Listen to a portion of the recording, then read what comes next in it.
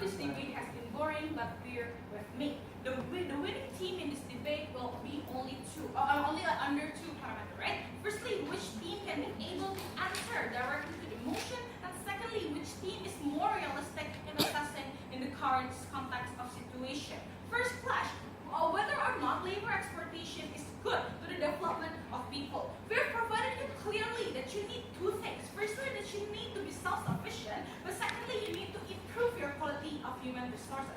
Let's go by it one by one. And in regards of self-sufficient, the reason why they think that labor exportation is bad is because the protection of them is hampered because probably like they watch too much TV, right? Because in Arab they're being tortured and things like that. By default, Mr. Speaker, you're not going to win that.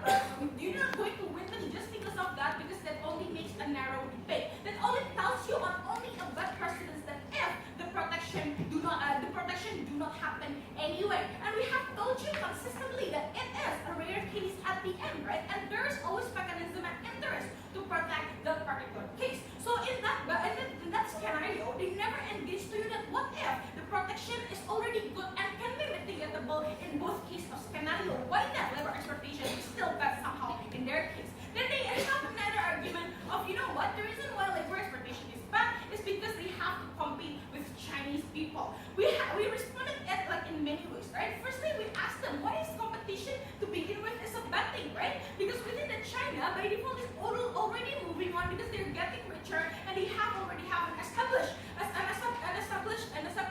white collar workers at the end. My PM speech never been rebutted. But secondly, okay, let's say that there is a competition, but then we say that it will be paid the same anyway by the industries, because at the end, in your countries that you're going to work like Singapore, you're going to be paid the same as a labor regardless where you are coming from, right? So that coming from Wieda never also been responded by them. So we tell that even if there's a competition, we don't think that it will necessarily that it proves to you necessarily that labor exportation is bad. But moreover, we tell you exactly your competition with China is even going to be worse, because then you force these people to compete on the local industries being a local labor, which is exactly what China is good in at the end, right? Because we tell you that China exactly have they suppress the price of labor, which make you more likely to even suppress a local labor even in your case. So we think that we think that competition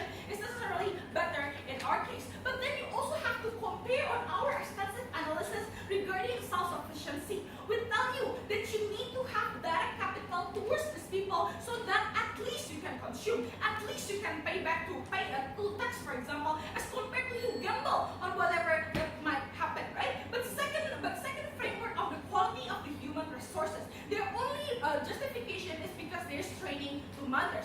Mr. Chair, within that comparatively that will be the same. You shouldn't credit that. But second clash then, which one is more realistic? Their case is basically microfinance, right? Then we question the feasibility of their problem to begin with, when they also concede to you that they do not have money. But yeah, sure, you have actually the money, right? But then we question on whether or not your gamble of success and failure is something that is worth it at the end. Because if you fail, you have to pay the debt and you will lose the revenue as the government at last. But we think that comparatively we prove to you a margin of benefit that will be consistent regardless. Because we tell you if your problem is law enforcement, then just do it regardless, right? But at least you have a one consistent channel of revenue for these people to be able to sustain themselves regardless of the failure or regardless of the success. Mr. Speaker, we think that